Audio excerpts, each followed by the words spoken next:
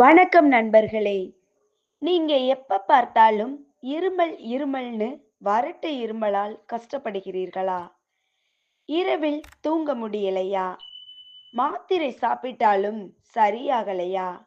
இந்த வீடியோவுல வறட்டு இருமல் வர காரணம் என்ன? எந்த இருமல் ஆபத்தானது? வீட்டிலே எளிதாக சரி செய்யும் வழிகள் என்னென்ன? அனைத்தையும் இந்த 5 முதல் 6 நிமிடத்தில் தெளிவாக பார்க்க போறோம். வறட்டு இருமல் என்றால் என்ன?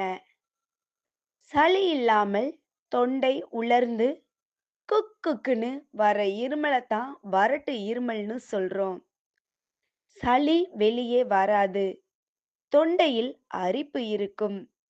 இரவு நேரங்களில் இருமல் அதிகமா வரும். தொண்டை உலர்ச்சி. தண்ணீர் குறைவா குடிக்கிறது. ஏசி குளிர்காற்று அதிகமா அடிக்கிறதால அலர்ஜி. தூசி, புகை, மாசு, வாசனை திரவியங்கள், சளி அல்லது வைரஸ் தொற்று போன்ற பிரச்சனைகளால் வறட்டு இருமல் வரக்கூடும்.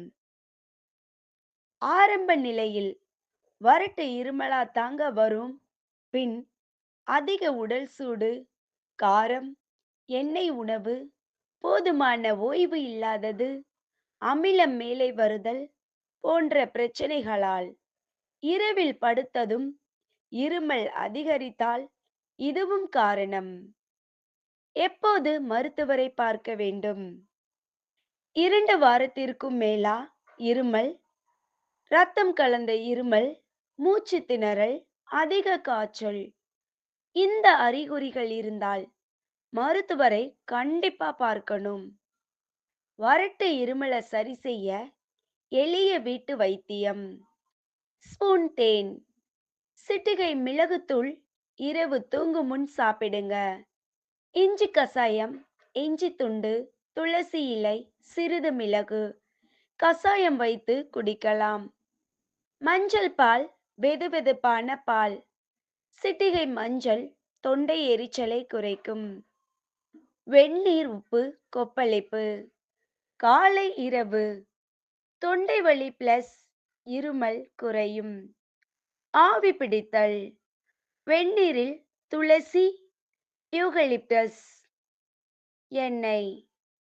மூக்கடைப்பு, தொண்டை உலர்ச்சி சரியாகும். வறட்டு இருமலின் போது தவிர்க்க வேண்டிய உணவுகள்: ஐஸ்கிரீம், குளிர்பானங்கள், அதிக காரம், புளிப்பு. சேர்க்க வேண்டியவைகள்: வெந்நீர், பழங்கள், சூப், கஞ்சி. சிறிய வாழ்க்கை முறை மாற்றங்கள் நல்லது. தினமும் போதுமான தண்ணீர் குடிங்க. தூசி, புகையை தவிர்ப்பது நல்லது. இரவு நேரம் சீக்கிரமா சாப்பிட்டு தூங்குங்க. நண்பர்களே, வறட்டு இருமல் சாதாரணமாக இருந்தாலும் அதை அலட்சியம் செய்யக்கூடாது. இந்த வீடியோ உங்களுக்கு பயனுள்ளதாக இருந்தா லைக் பண்ணுங்க, ஷேர் பண்ணுங்க, சப்ஸ்கிரைப் பண்ண மறக்காதீங்க. நன்றி. ஆரோக்கியமா இருங்க.